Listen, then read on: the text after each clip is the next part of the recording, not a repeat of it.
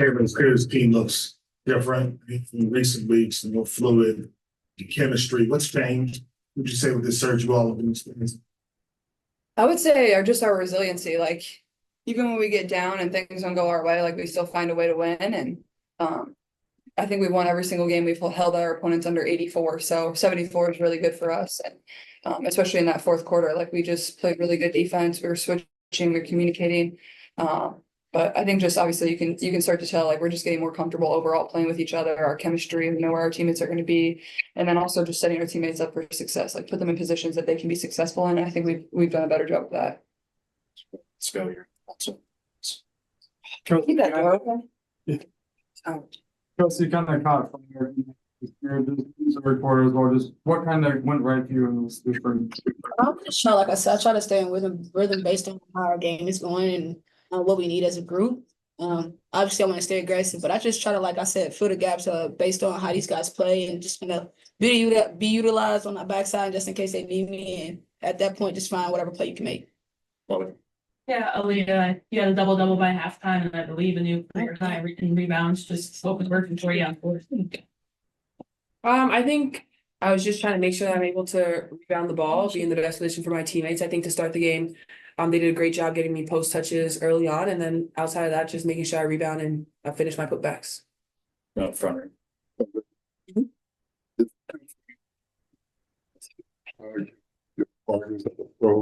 Now that you into a season and a half of being a professional?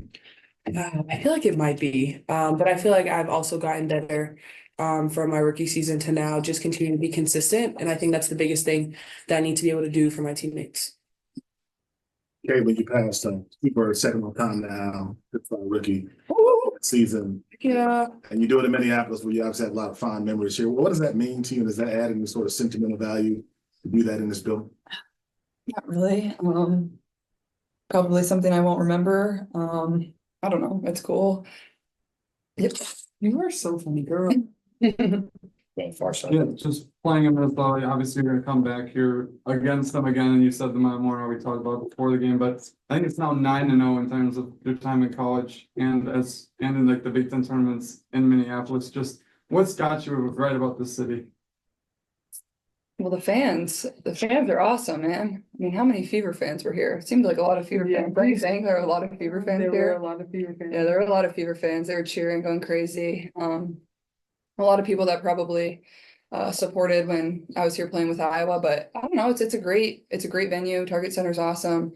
I mean, I remember like when I was here for in college, like the people were lined up like overnight to try to get in the door, and like they just love women's basketball. The city supports women's basketball, obviously the history here and what the Lynx have been able to do.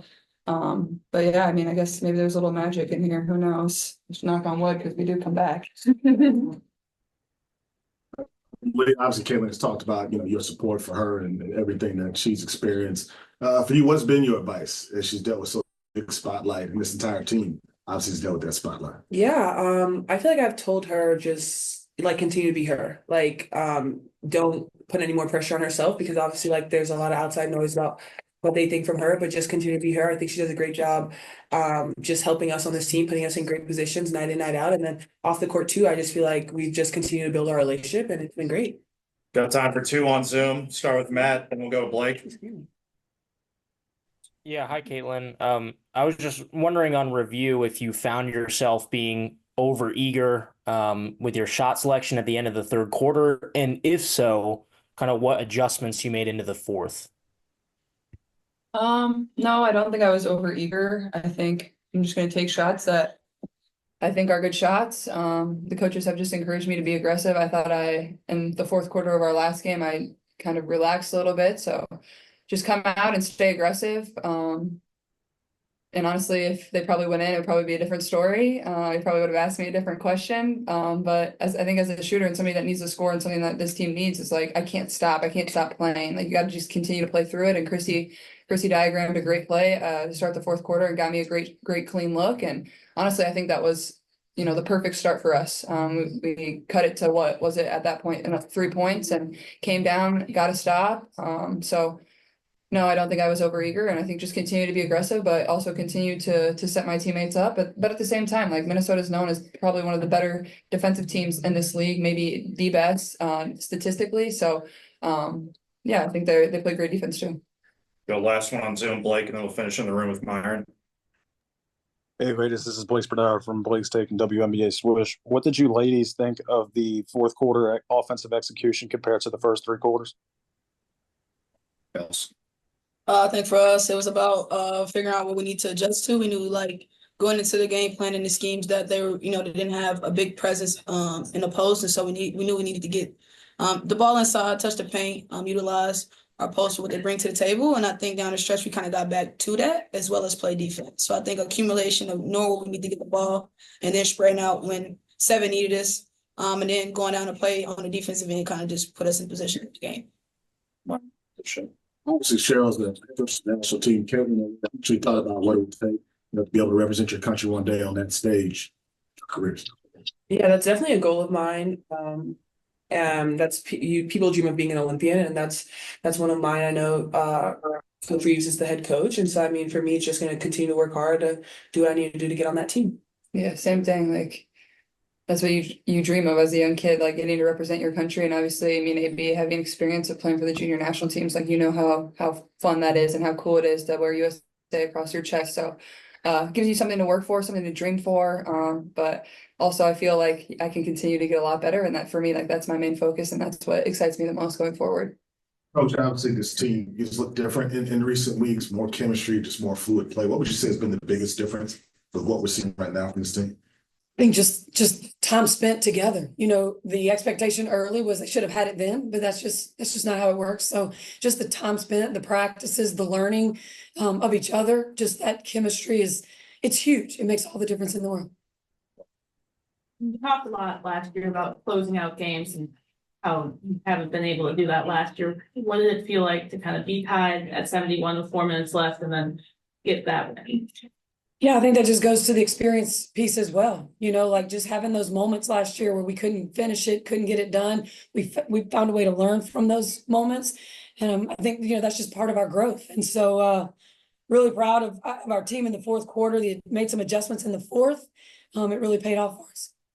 What does a game like this say about, Caitlin's ability to impact the game, even when the shots maybe aren't falling, from the 3-point line the way they did today? Yeah, I mean, she's going to impact the game if she makes 5 shots, 10 shots, it doesn't matter. I mean, she's going to do what she needs to do. She's going to find her teammates when they're open.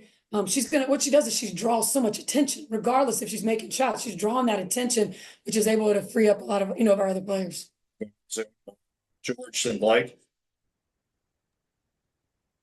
George Goy from the Just Say Goy Sports Podcast.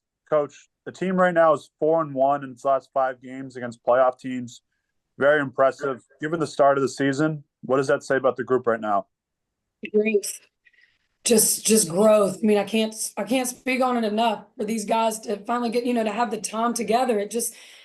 You can't just show up and be on the same page. And so that's kind of what I think we're seeing right now with how we're playing. And then also defensively, that's an area that we've, really struggled at, and we've just found ways to keep working on it.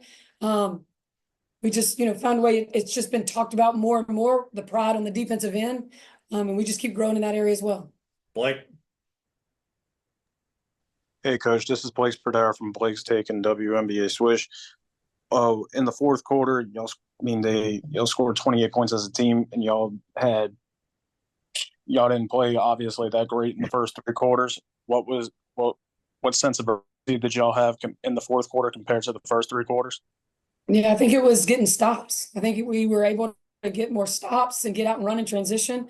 I'm not sure how many points we finished with in transition. That's a huge stat for us, but I feel like we were able to get stops and run. I feel like our ATOs, I think we were able to finish some ATOs late in the game that were really important. And we hit our free throws.